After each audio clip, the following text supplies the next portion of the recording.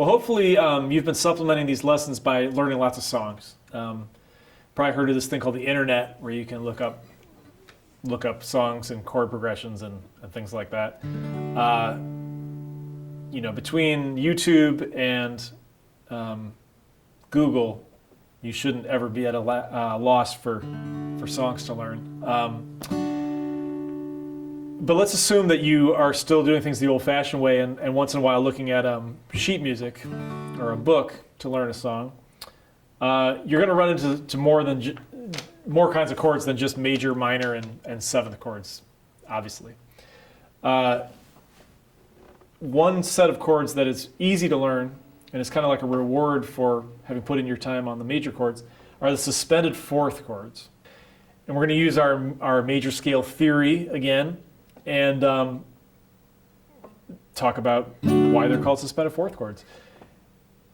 Remember that major chords, triads, are made of the first, third, and fifth note of the major scale. What you do when you play a suspended fourth chord is you replace the third note with the fourth note of the major scale. So it's really as simple as that. The fourth note has a very unresolved sound to it, and so it literally feels like the chord is suspended. It's not resolved. The most common suspended fourth chord on the guitar is the D suspended fourth. So play a D major chord. Okay. The third note of the scale is F sharp, and that's the note you're playing with your second finger on the first string. Okay. If you remember back to the pattern of the major scale, the third and fourth note of the major scale are a half step apart from each other. So we're going to take our fourth finger and squeeze it in on the third fret of the first string. So what we're going to do is even though we have our second finger down on the second fret of the first string, we're going to squeeze our fourth finger onto the third fret of the first string. We now have two fingers playing the first string. One is canceling out the other. The pinky, the fourth finger, is canceling out the second finger. So when we strum it, we're going to get this, which is the sound of a suspended fourth chord. The reason you keep the other finger down is that you want to be able to lift away the fourth finger and get back to your D major. Because usually a suspended fourth chord resolves to the major chord.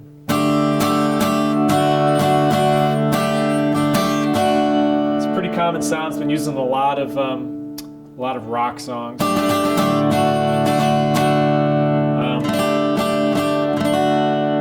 Suspended fourth. We're gonna just look at the complete set of basic suspended fourth chords.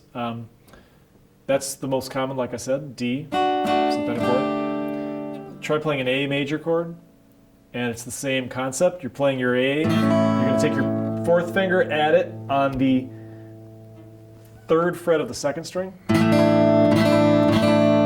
want to be able to resolve that major chord. E major, same thing. Start with an E major chord, fourth finger, second fret, third string, E suspended fourth. Okay.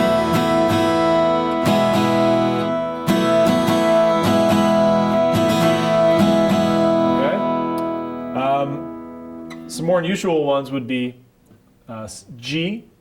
You're going to take your first finger. This note right here, the second string, the open second string, is a B. That's the third note of the G major scale. First finger, first fret, second string replaces the B note with a C.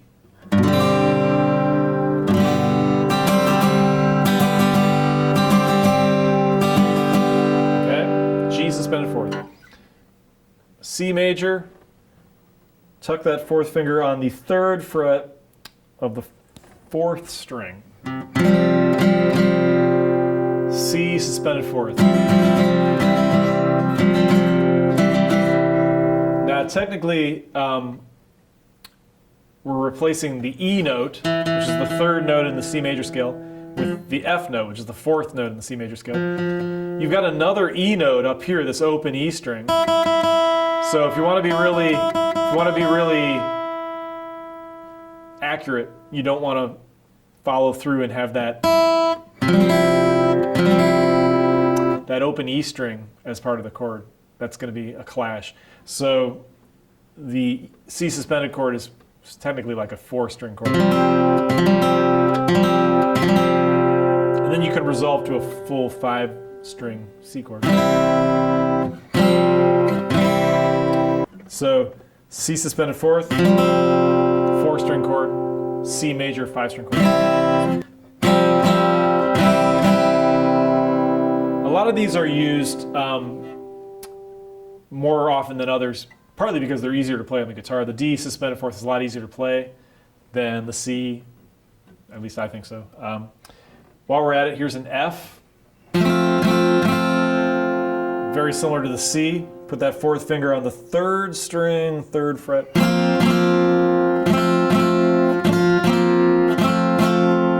So these suspended fourths can be used in very dramatic ways, very dramatic riffs.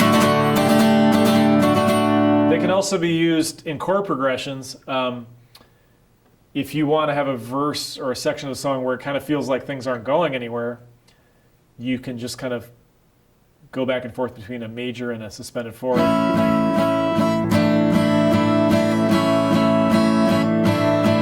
a way to have a chord progression, but if you're looking for a chord progression that doesn't have too much movement in it, that's another use of them. More modern sound that you're running into more often now is the suspended second, which is the exact same idea. We're replacing the 3rd note of the major scale with the 2nd note. Now, there's only a few of these that are practical using these chords that we're working with right now. But if you play a regular D major, you can lift up your 2nd finger so that you have an open E string, and that, if you strum 4 strings, that will give you a D suspended second. The only other one that comes up in these open string chords that we're doing would be a suspended second. One way of thinking of that is it's the same fingering as an E minor chord, but you hop your fingers to the middle 2 strings. So your 2nd finger is on the 4th string, 2nd fret. Your 3rd finger is on the 3rd string, 2nd fret, and then you strum 5 strings. That's the sound of an A suspended second. So very common chord, the suspended fourth. A little less common, the suspended second. Sometimes you hear them in sequences like D suspended fourth, D, D suspended second, D, like this.